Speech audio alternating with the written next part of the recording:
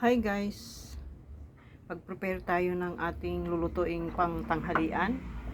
Ito, bumili ako ng isang buong manok. Mas mura kasi ang kilo pag isang buong manok. Tapos, pinili ko na lang yung medyo mabuto-buto. Yan ang lulutuin ko ngayon. Tapos, ito naman, mamayang hapon or bukas, ganun. Tapos, ito, ano ba yun? Kinamatisang manok ang lulutuin natin ngayon.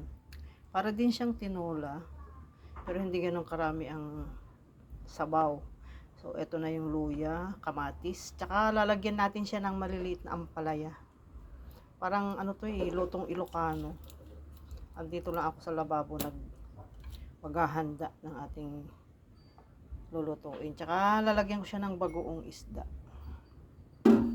Ayan. So, ayun lang guys, maya-maya papakita ko sa inyo yung finished product. Pinamamantikan muna natin yung konting taba ng manok. Kasi hindi naman natin kailangan ng maraming mantika. Sarili niya lang mantika.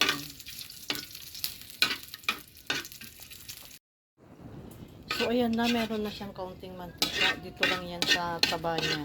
Taba ng manok. Maggigisa na tayo guys. Nahin natin yung luya. Tagal na. Antayin lang natin siyang mag-brown guys. Bago isunod ang bawang at saka sibuyas. Hindi na nga pala ako naglagay dyan ng hindi na ako nagdagdag ng mantika. Yung mantika niya lang ang nandyan. Hindi naman natin kailangan ng maraming mantika. Dahil hindi rin maganda yun sa katawan. Ang maraming mantikang ginagamit. Ayan, ilagay na natin ang bawang sibuyas.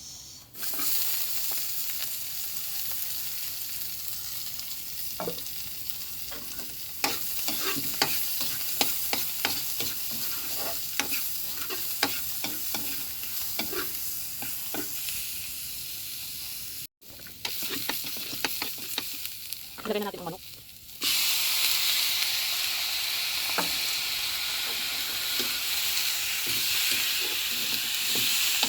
Masayaw ang ating kawali.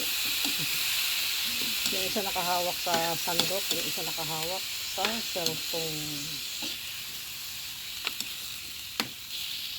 Ayun lang.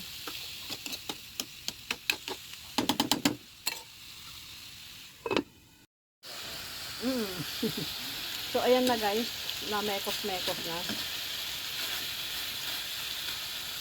Lagyan na natin yung kamatis.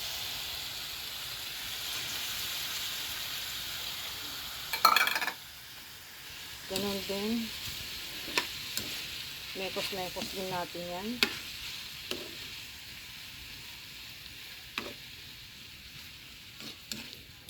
Hintayin lang natin lumabas yung juice ng yung katas ng kamatis.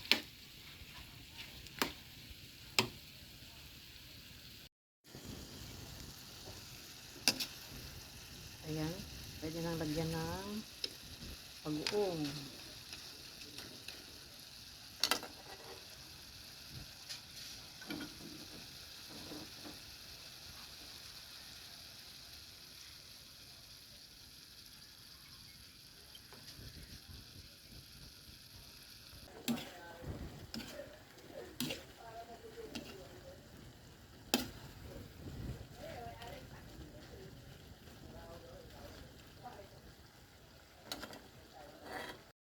So ayan na siya. Maglalagay na tayo ng kaunting sabaw. Bali tansyahan lang yan guys. Huwag masyadong marami.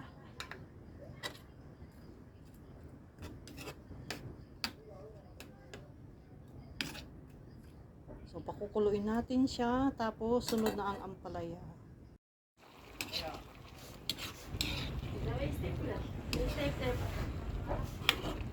Tignan mo dyan sa drawer.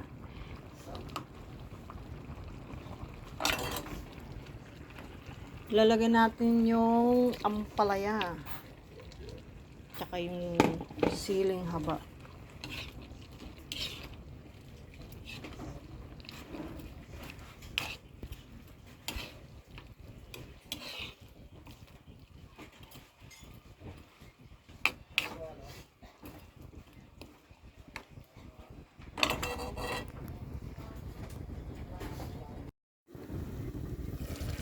Tiyaran! Luto na ang ating kinamatisang manok na may ampalaya. Ang sarap nito guys. Mapait-pait nga lang siya dahil sa ampalaya pero ang sarap niya.